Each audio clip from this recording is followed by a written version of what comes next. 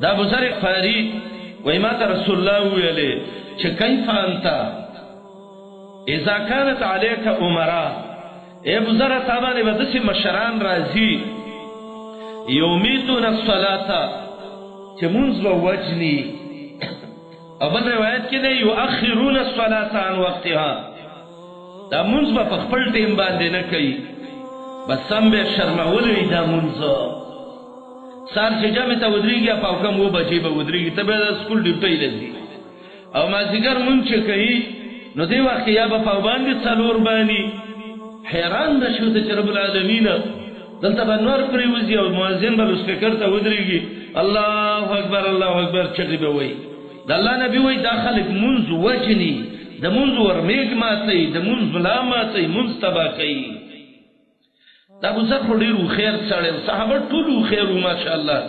اولی به خیر نو د خیر استاد شاګردانو او په خیر مدرسه کې صحابه تربیه شوی و چې هغه مدرسه د امام الانبیاء محمد رسول الله وا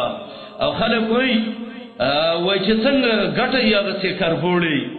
او د هر جالي نه دغه مناسب بچي لوزي د کونتري دغه نه د کونتري بچي لوزي او د باز دغه نه باز لوزي کبوتر باز باز محمد رسول الله بازو ماشاء الله نو دغه صحابم استل غابه هغه سمزمریو د دین او د څنګهلو وتوي یا رسول الله چې دا څه غلط مشران راشي او دا مونږ د سیروسته کوي نو د الله نبی مونږ بچو بادشاہ کله د څه غلط شي گورنر کله د څه غلط شي کله د جمعه امام د څه غلط شي کله مؤذن یو د څه بلا باندې واوړي تبه ته الله دې په ټولو جنتونو وګرځاو دا بانک په ټیم کو منځ په ټیم کو وای باندې مړ تعالی ته څه د وابینو منځونه شروع کړی دي زمونږ د منځ وابي او غیر وابي څخه تعلق نه لري دا چې چا د لا اله الا الله کلمه ویل د هغه باندې فرض دی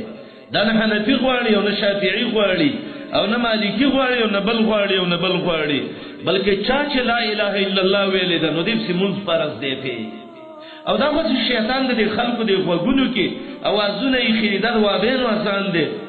روجه به نه ماته په بانګ وشي ولې لکه دا د وابینو آسان دي او زما خپل آسان لا نه دی شوی ولستقبل لیک پیغمبر ته شوی دی کنه استقبل پیغمبر راغلی دی او تاسو ټیم مو خو دا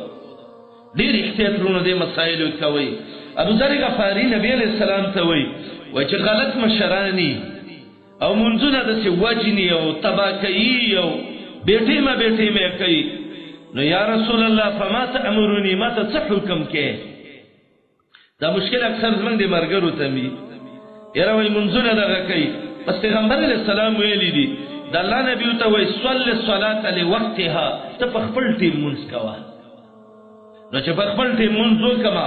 او به دې بادشاہانو څنګه کوما نو دا ما وجنی به نو ابو ذر غفاری ته نبی علیہ السلام وای فإن أدركتها معهم فصلي فإنها لك نافلة ذکر علی او دا غي جمع ولاړه او جمع نه کې خلک ته منافق وای بیمانه ته وای جیل ته دی چي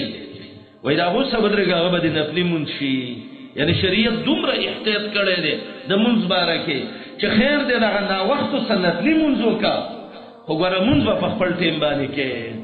دا منګو تاسو درس شو په کوم جمعهتونو کې چې دا جمع نه وخت کېږي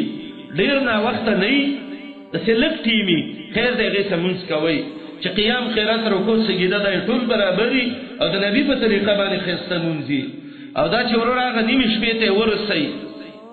ماسپخین بوزي او ماخام پسې وتړي مازیګر پسې